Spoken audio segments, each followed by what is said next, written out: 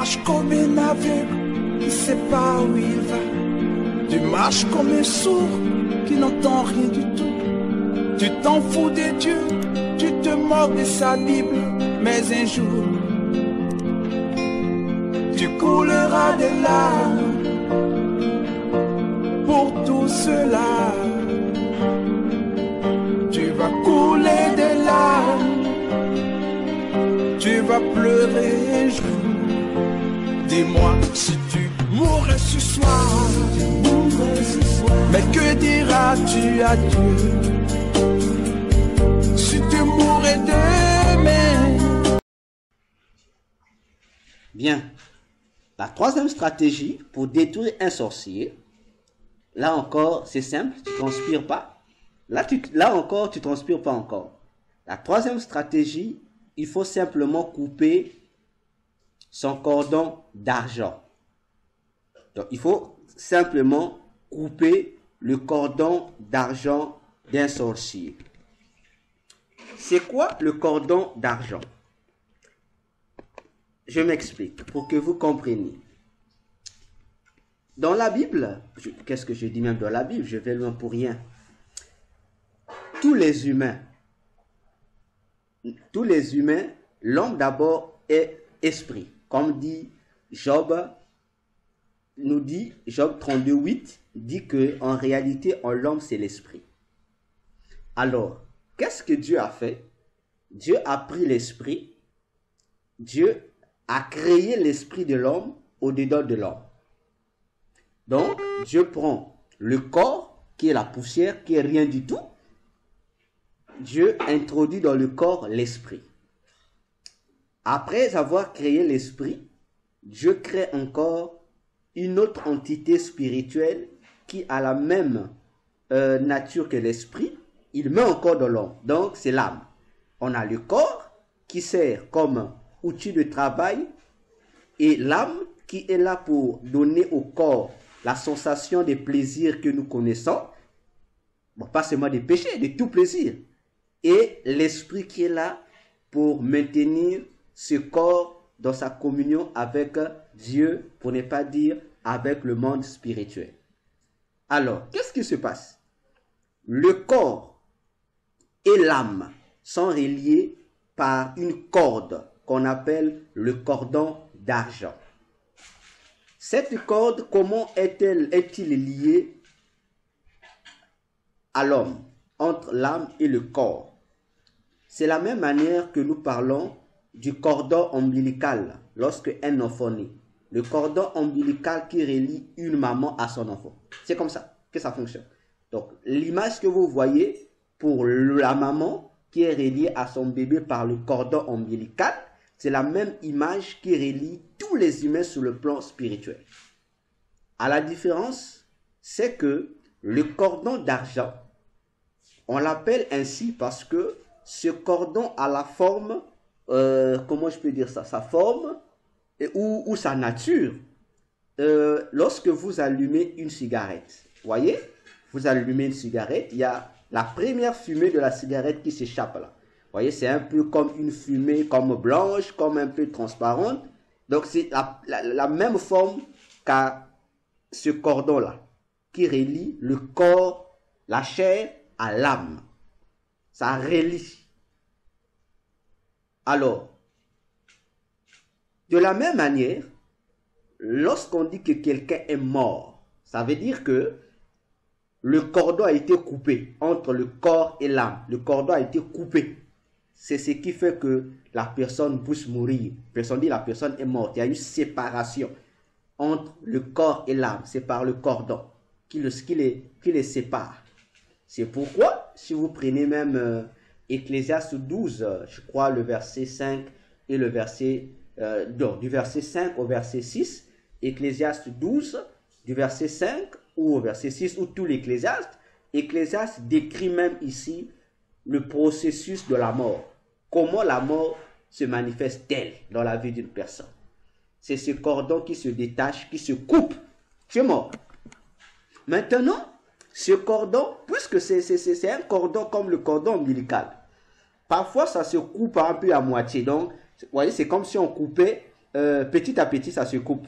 C'est là où vous verrez certaines personnes, surtout les accidentés, qui meurent brusquement. Vous voyez que quelqu'un a été accidenté, la tête s'est coupée, mais la tête continue à parler. Vous voyez, jusqu'à là, donc le cordon est presque à la fin pour être coupé. Et une fois que le cordon sera coupé, la tête là arrêtera de parler et l'âme sort du corps et la personne est morte.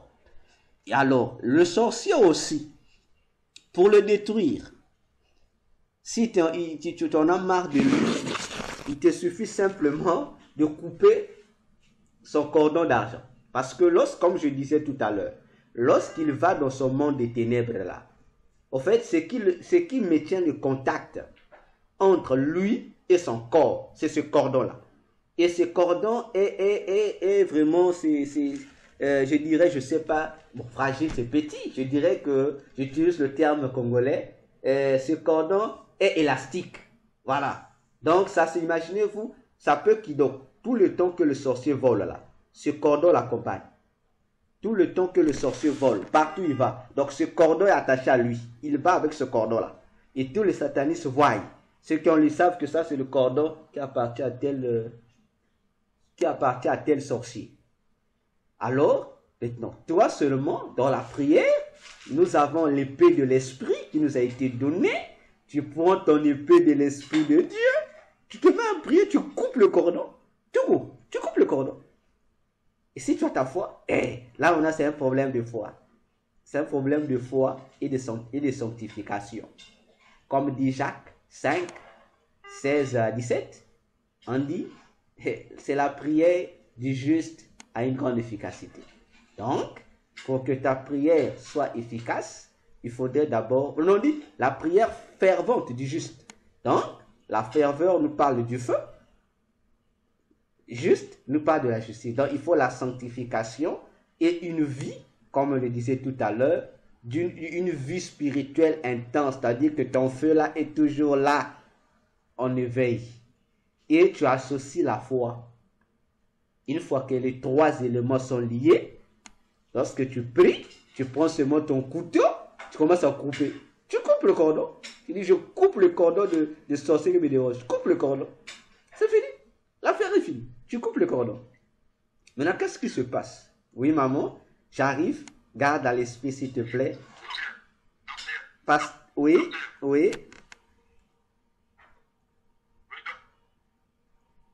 Oui, pasteur. Oui, je vous écoute. Moi, je voulais savoir seulement, vous allez couper ça seulement dans la prière ou bien Non. C'est par la prière. C'est par la prière. Il n'y a pas, pour le chrétien, c'est par la prière. Parce que, oui. Prière. Oui. Par la prière. Oui, maman Karine. Ce que j'allais dire. Oui. Vous avez dit, pour que ça marche, il faut que le chrétien soit fervent ou avoir une vie de sainteté. Mais si le chrétien a une vie de sainteté, mais il s'est affaibli un peu par suite aux attaques, tout ça dans la prière. Il n'y aura pas effet. Est-ce que ce chrétien peut s'attarder à couper ou pas? Il n'y aura pas effet. Ça veut dire que, c'est une question d'efficacité. Une voiture peut être belle, peut avoir, comme on dit, toutes les qualités d'une voiture vraiment solide. Mais si le moteur de la voiture est en mauvais état, peu importe la qualité de la voiture a un problème. Le moteur peut être en bon état, mais si la voiture a un mauvais carburant, ça veut dire que la voiture ne sera pas utile. Voyez, donc tout est lié. Voyez-vous par exemple, dans Matthieu 17, oui, le verset 21, pourtant, Jésus a donné aux apôtres le pouvoir de ressusciter les morts, de guérir toutes les maladies et infirmités, de chasser même les démons. Mais ces jours-là, devant celui que j'appelle le petit démon lunatique là, chez nous on dit au Congo, le démon de la maladie de Ndeke, la maladie des oiseaux, tous les 12 apôtres complets ont été incapables de chasser ce petit esprit, alors qu'ils ont chassé des grands esprits. Mais le petit esprit lunatique, ils n'ont pas pu. Pourtant, ils avaient reçu l'ordre de Jésus, le pouvoir, le mandat, tout. Mais qu'est-ce qui a fait défaut? Jésus leur a dit, c'est parce que ce genre d'esprit-là ne peuvent sortir que par la prière plus le jeûne. Or, les apôtres priaient beaucoup, mais ne jeûnaient pas. Ils ont commencé à jeûner que lorsque le Saint-Esprit est redescendu. Donc, peu importe le charisme qu'ils avaient, aussi longtemps qu'ils n'ajoutaient pas le jeûne dans leur JBCR, tous les démons qui ne sortent que par le jeûne devaient résister aux apôtres. Donc voilà l'objectif. Il faut que tous les ingrédients spirituels soient en équilibre pour que le chrétien ait la facilité de résister contre tous les esprits mauvais. C'est pour cette raison même qu'Éphésiens 6 nous a dit, pour résister aux ruses de Satan, il faut se revêtir de toutes les armes de Dieu. Donc, aucune arme de Dieu ne doit faire défaut. Donc, si en toi, il y a une arme qui manque, sache que lorsque tu vas te retrouver devant une catégorie d'esprits, tu ne pourras pas les vaincre. Parce que toutes les armes de Dieu ne sont rien d'autre que les classes des esprits qui existent dans le monde de Satan. Maintenant, frère Jean, tu as une question? J'allais rajouter, docteur. Allez-y, maman Carré. Je disais, mais pour un chrétien où ça manque un seul élément, donc cette prière peut se retourner contre elle-même. Non, ta prière sera seulement inefficace.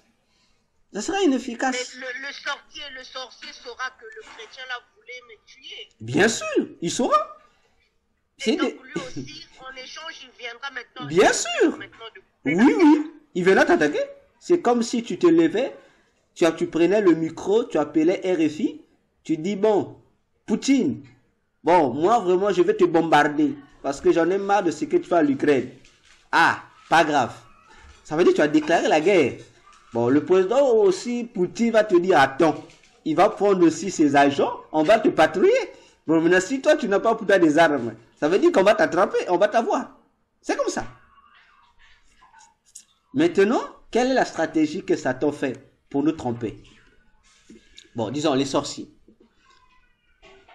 Les sorciers utilisent souvent des masques. C'est pourquoi vous allez voir dans les traditions africaines, bon, je parle de tradition africaine parce que je suis africain, parmi les outils cultuels, il y a souvent des masques. Ces masques ne sont pas pour rien. Ces masques sont significatifs. Un sorcier peut avoir à sa disposition plusieurs captifs. Voyez-vous, je suis un maître, j'ai à ma disposition des esclaves. Mais les esclaves que le sorcier a, ou bon, en fait, c'est presque tous les satanistes qui font la même pratique, je peux avoir à ma disposition, je suis sorcier, j'ai à ma disposition 10 esclaves. Parmi les 10 esclaves, j'ai peut-être 3 démons et les 7 sont des humains. C'est-à-dire, ce sont des gens que j'ai capturés, soit dans la famille, soit quelque part, ou les gens que j'ai achetés. Ces gens, ces humains-là sont physiquement vivants sur la terre. Ils ne sont pas encore morts. Je les utilise seulement. Alors, lorsque je prends la décision d'aller envoûter quelqu'un, je peux décider, j'ai dit, bon, je prends parmi mes 7 humains, je prends l'image de l'humain B, par exemple. Alors, lorsque je vais à l'envoûter, donc je vais avec celui. Lui, l'humain là peut faire tout ce qu'il veut dans la vie. Mais spirituellement, je vais combattre avec lui. Donc, il est comme mon bouclier.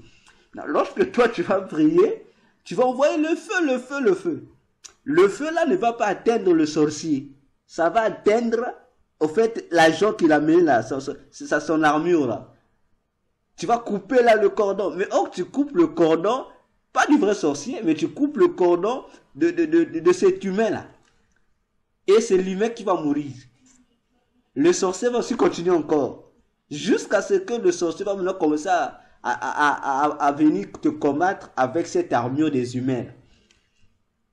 C'est pourquoi je dis, je répète, pour le terrasser, il faut combattre directement le double éthérique du sorcier. C'est-à-dire, sa doublure qui est dans son corps. Là, tu l'atteins. Si tu pries, tu dis, bon, j'envoie le feu. dans le corps éthérique de ce sorcier. Ça l'attrape, donc ça va attraper son corps physique et ça va toucher automatiquement son corps spirituel. Voilà comment le sorcier nous trompe, par exemple, et les agents de Satan. Donc, il faut couper le cordon du sorcier. Il faut le couper dans la prière. Tu coupes, tu coupes, tu coupes. Voilà. Il y a encore une question? Bientôt, on va... Je n'ai pas bien compris sur le masque. Ils utilisent le masque, c'est-à-dire le sorcier a sa disposition des esprits, disons des démons et des humains. Les humains qu'il capture de part et d'autre.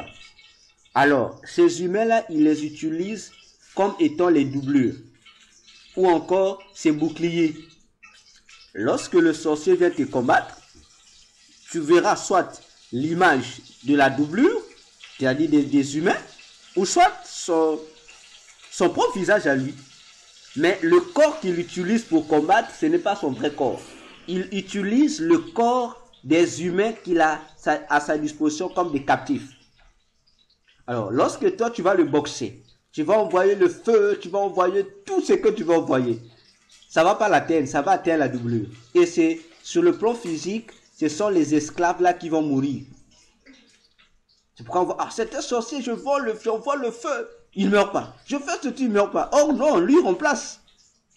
Ils sont tous au fait, il crée une muraille des humains autour de lui.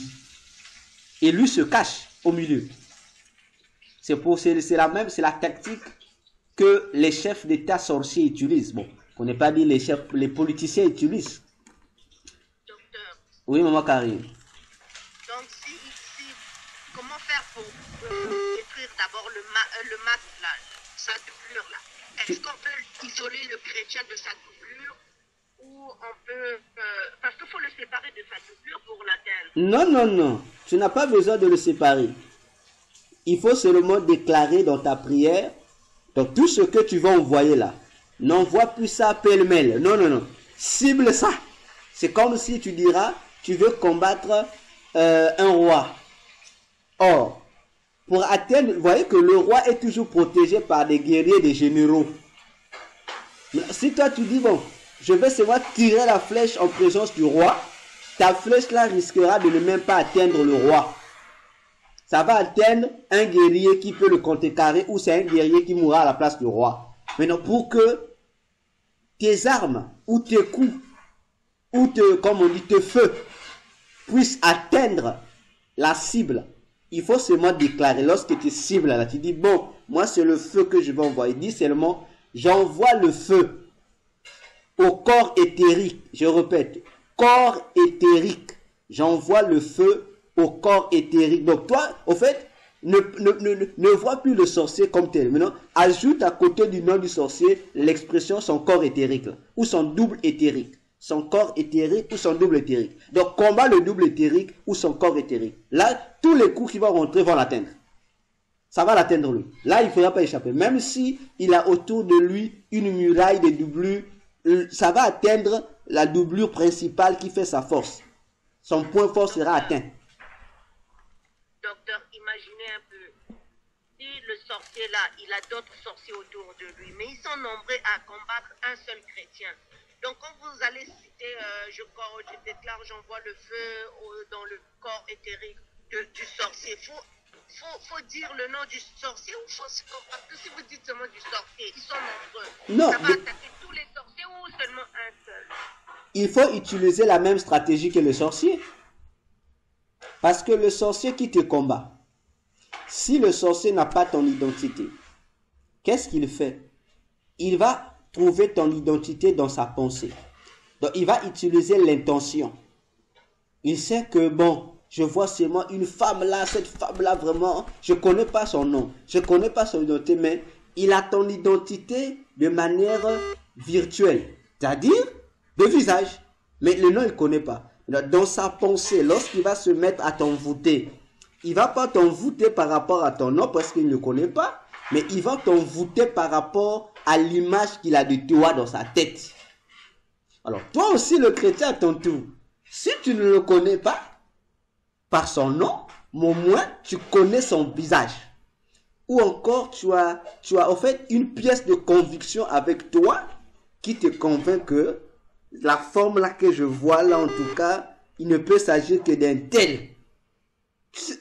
Ça te sert pour identité. Et lorsque tu dis que j'envoie à un tel, ou encore tu fais comme a fait le prophète Agabus lorsqu'il arrive là où était l'apôtre Paul. Il a ramassé la ceinture de l'apôtre Paul. Il a touché la ceinture. Il a prophétisé. Il a dit, le propriétaire de cette ceinture-là, s'il retourne à Jérusalem, il va mourir. Mais Agabus ne savait pas ce que ça appartenait à qui. Lui, il a touché seulement. Et en touchant, il a déclaré, il a vu. Comme pour dire, tout objet qui nous appartient nous représente sur le plan spirituel. Alors, si c'est un groupe de sorciers qui te combat, parce que ce groupe de sorciers, s'ils sont 1000, spirituellement, ils sont 1. Donc, tous peuvent avoir le même visage. Ils forment une seule personne. Spirituellement, tu verras qu'il y a une seule personne qui te combat. Or, si c'est une troupe, en fait, chaque fois que tu élimines une personne, l'autre personne qui vient porte le même masque que le premier ennemi qui te combat. C'est comme les chrétiens. Rappelez-vous de l'apôtre Paul, ce chemin de Damas. L'apôtre Paul ne persécutait pas un chrétien, mais des chrétiens, des hommes comme des femmes. Lorsque Jésus va se révéler à lui, Jésus lui dit, Paul, pourquoi me combats-tu? Oh, donc, tous les chrétiens, on a une seule identité spirituelle, c'est l'identité de Jésus. C'est pourquoi Dieu au ciel, il nous voit avec l'image de son Fils. C'est pourquoi il nous appelle ses fils. De la même manière aussi, les sorciers utilisent les mêmes tactiques, le monde des ténèbres. On peut être 10 pour combattre une personne, mais comme on a créé une unité, on est devenu une seule personne. Quoi qu'on soit différent, mais spirituellement, cette unité-là nous donne un seul corps et un seul visage. Alors, chaque fois qu'on tape le coup, c'est une personne qui tombe. Or, si le vrai ennemi qui nous combat est la 100e personne, sache que il faut que tu pries. C'est là où Luc 18, verset 1 intervient, où Jésus dit, on doit aussi apprendre à prier avec persévérance. Parfois, certains combats durent. C'est parce qu'on se dit, oh, mais le même ennemi qui me combat, c'est toujours lui. Pourquoi il ne meurt pas? Non. Parfois, le vrai ennemi qui te combat, il est à la 1000e position, c'est caché là. Donc, tu es en train d'éliminer ceux qui sont devant lui. Tu es en train d'éliminer. Il faut que tu insistes jusqu'à ce que tu ne verras plus ce combat-là. Comme Dieu pouvait dire en Exode 14 à Israël, les Égyptiens que vous voyez là, vous ne les verrez plus. Donc, il faudrait que vous vous rassurez qu'il n'y ait plus Égyptiens derrière vous. Parce que pour que les Égyptiens meurent, ce n'est pas eux tous qui sont morts à la fois. Hein? Non, ce n'est pas eux tous. Pharaon était là. Donc, ils sont morts, même s'ils ont été engloutis, mais ce n'est pas à la fois qu'ils sont morts. Donc, chacun est mort à son tour, et Pharaon aussi, qui était à la tête, est mort aussi à son tour. Voilà le problème avec le combat spirituel.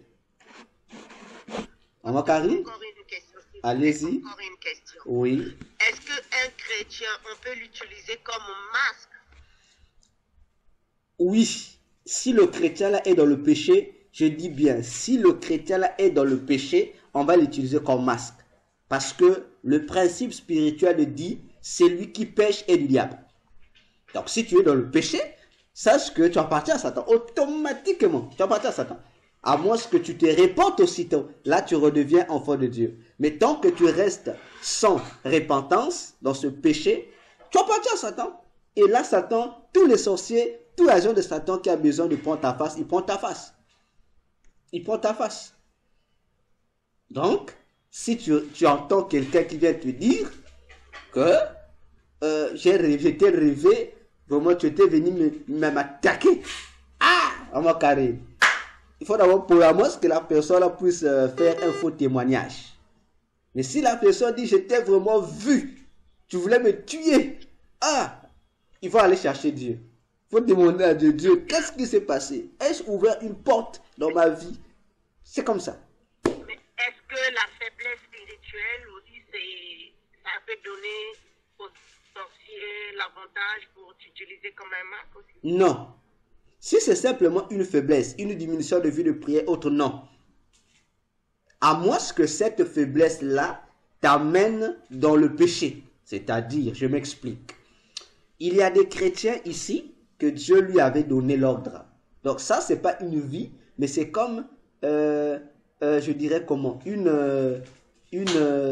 alliance. Dieu lui a dit, frère Jean, c'est bon, il n'y a pas de problème. C'est comme, je disais, il y a des gens que Dieu, lorsque Dieu leur a donné, voilà, un devoir. Voilà, le mot devoir sera mieux. Un devoir. Je dis, bon, toi, tu as intérêt de toujours jeûner. Donc, ta vie de jeûne doit toujours rester à 100%. Ça veut dire que là, ça devient un ordre. Et Dieu t'a fixé une limite. Le jour où cette vie de jeûne va devenir à 99%, sache que tu es dans la désobéissance, tu es dans le péché. Et là, tu es déconnecté avec Dieu. Et on peut t'utiliser par un sorcier. Mais si ce n'est pas dans cette condition-là, être faible dans la prière ne veut pas dire se détacher de Dieu. Non. Tu es dans ta sainteté, là-bas tu es pourtant saint. Tu mènes une vie sainte. Mais, côté prière, vraiment tu n'es plus assidu. D'ailleurs, j'ouvre une parenthèse. Entre 2005 et 2006, ma première fois de visiter le paradis, que je découvre c'est quoi le paradis. Il y a un spectacle, parmi les spectacles que j'ai vus, lorsque j'étais avec celui qu'on appelait le serviteur de Moïse, Josué, qui me conduisait là-bas. On s'est arrêté quelque part et je voyais un phénomène qui se passait non loin de nous. Et quel que le phénomène, il y avait des véhicules volants qui descendaient, qui atterrissaient. Et il y a des véhicules qui atterrissaient avec des gens d'intérieur. Et des anges conduisaient, étaient des conducteurs. Il y a des gens qui atterrissaient, des véhicules qui atterrissaient. Après, bon, je sais pas, après peut-être 2 heures ou quelques heures après, l'autre atterrit. Et il y avait même des véhicules volants qui atterrissaient. Il n'y avait personne, il n'y avait que les anges dedans. Il n'y avait pas d'humains. Alors, parmi ces véhicules, il y a un véhicule qui va descendre. Et à l'intérieur du véhicule, il y avait un ange qui conduisait. Et derrière, il y avait 2 chaises. Il y avait un autre ange et une femme. Alors, cette femme-là, dès qu'elle est arrivée là, elle atterrit. L'ange qui était à côté d'elle a dit, « Madame, nous sommes arrivés. » Bon, elle était émerveillée de voir ce qui se passait là. Elle a demandé à cet ange-là, il dit, « Mais où sommes-nous » L'ange lui a regardé, l'ange lui a dit, « Tiens, donc toi, tu ne connais pas cet endroit-là » Et l'ange lui a dit, « Donc, toi, tu ne lisais pas ta Bible. Tu ne lisais pas ta Bible. Parce que si tu lisais la Bible, tu comprendrais que là où tu es au paradis de Dieu. » Du coup, cette femme est descendue et s'est agenouillée, elle a commencé à pleurer. Elle a commencé à pleurer. Donc, elle commençait à dire elle-même, « Seigneur, pardonne-moi. J'étais sous la terre, j'étais sainte, je marchais dans la sainteté, mais l'affaire de prier, donc tout ce qui est exercice spirituel, cette femme-là ne faisait pas ça.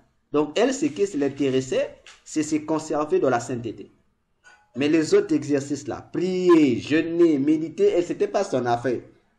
Donc, grâce à ça, elle est arrivée quand même au paradis, mais l'éclat de sa robe et l'éclat, bon, disons, la couleur, bon, je sais pas comment je peux dire, bon, l'éclat de sa robe et l'éclat de sa peau étaient différents de ceux des autres qui venaient là, qui étaient toutes joyeuses. Donc, elle était l'unique personne que j'ai vue là, qui était venue, en fait, qui était comme, vous voyez, comme quelqu'un qui était culpabilisé. Donc, c'est sur cette attitude-là, donc elle était étonnée. Mais les autres étaient joyeuses, brillaient. Parce que, puisque elle négligeait les exercices spirituels pour se focaliser sur la sainteté, ça lui a donné l'accès au ciel. Mais, l'éclat, c'est autre chose. Donc, c'est la même chose aussi qui se fait sur le plan spirituel.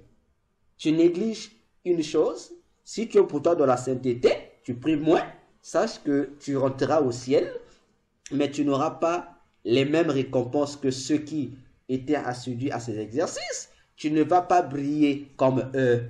D'ailleurs, Jésus l'a dit, certains vont briller comme le soleil, d'autres comme la lune, d'autres comme les étoiles. Et nous savons aussi que toutes les étoiles n'ont pas la même brillance. Et en fait, l'intensité de la brillance dépend de la manière dont chaque chrétien nourrit son esprit pendant qu'il est sur la terre. Voilà, répondu à la question de Maman Carré. Alors, je peux entamer le point suivant. Si vous me donnez l'accord, j'entame. Si vous ne répondez pas, j'attends la réponse. Oui. D'accord. Il est 21h, donc je vais prendre ce dernier point.